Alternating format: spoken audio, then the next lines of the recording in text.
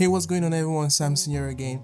So for the past couple of days, I've been messing around with something that I've been wanting to try for a long time, and honestly I've been having so much fun, and that has to do with retro console game emulation on my ZOTAC Zone. So this is something that I've been fascinated with ever since I saw Retro Game Corp demonstrate different console emulators on the RG Ally X, and seeing those classic games run effortlessly at minimum TDP on a Windows handheld was just mind-blowing. I mean, if you're into retro gaming, you can literally run games for hours non-stop regardless of how big or small your handheld battery is, and that's just crazy when you think about how far technology has come today. You know, back in the days, these games required dedicated consoles that cost a good amount of money, and you could only play a handful of titles at a time. But today, you can store thousands of games on a tiny SSD and they run flawlessly as software, and that is just insane, really. So after watching that video, I was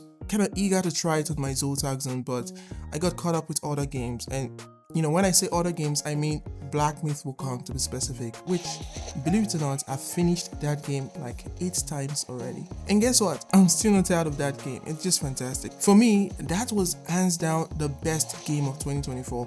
And I honestly think I can go through another cycle with that game. But for now, I decided to take a break, okay? Since there aren't many new games grabbing my attention at the moment, I figured this was the perfect time to finally dive into retro gaming, especially while I wait for the ZOTAC Zone 2, the Lenovo Legion Go 2, and yeah, all the 2s that is yet to be released, okay? Now, one of the main reasons why I wanted to try retro gaming on the ZOTAC Zone to be specific is because of the AMOLED display. By now, you guys already know how much I love this screen. With its 800 nits of brightness, gaming on this device is just next level. And just as I expected, retro games look amazing on this display. And I know some people aren't fans of the design either, but personally, I think it looked great. Now, the next thing I was really curious about is the battery life, and as expected, I was able to game for hours, like I said. Even though the ZOTAC Zone only comes with 48 watt-hour battery, it doesn't matter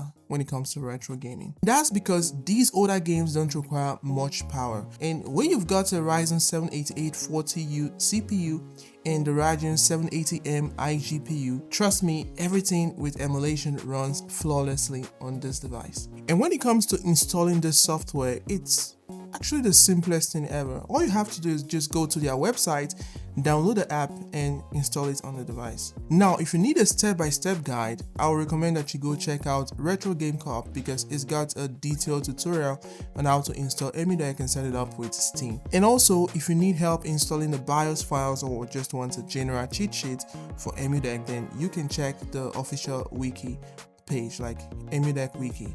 I think so. Now, some emulations don't even require BIOS files, and some are actually easy to find and install, while others like PS3 can be a bit tricky.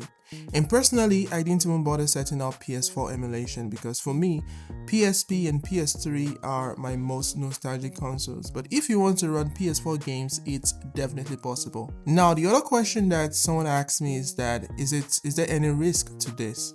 I'm gonna say not really, except you need to be actually careful where you download the ROMs from, because you can download virus on your system and you don't want that, trust me. But once you have everything set up properly, it's totally worth it. And the best part is that these retro games don't require internet connection like modern games today. Because of that, I've been having a lot of fun, you know, when I'm riding on a train, you know, just wherever I want to. I can go to the park and I'll just sit down and just play these retro games for hours. It's so much fun. So guys, just let me know in the comment section below what your favorite retro games are. Honestly, I've been discovering so many games that I've never heard of before. It's like, you know, stepping into a time machine back to my teenage years. Now, that's been my experience so far, guys, and if you're into retro gaming and you own a ZOTAC Zone, I highly recommend that you give it a try. And if you found this video helpful, guys, smash that like button, and of course consider subscribing if you haven't already. That said, thanks very much for watching, guys, and I will see you in the next video. Peace. Wow, you are one lucky guy. That would have taken most people's heads clean off.